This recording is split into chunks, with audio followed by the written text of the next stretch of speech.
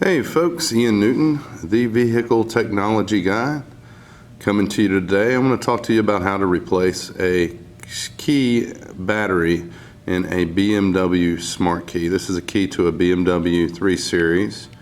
As you can see, like most smart keys, there is a shank inside this key. That shank is used to lock doors, lock glove boxes, unlock trunks. You just push this little button on the back here, right here where my thumb is, and you just pull this little guy out. And you also want to look at the key. That's where your shank goes in. You've got these other little places, but where the shank slides in, there's actually a little, it's like a little lip there.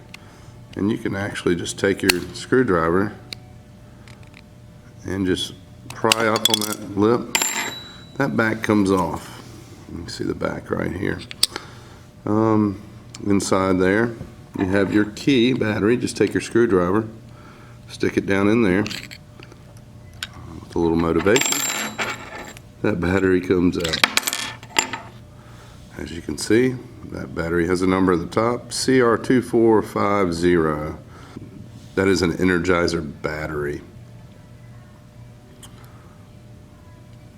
So take that battery, new battery, slide it in, push it down in there, take your backing, only goes on one way, snap it back in, and then take your shank and slide it back into the key.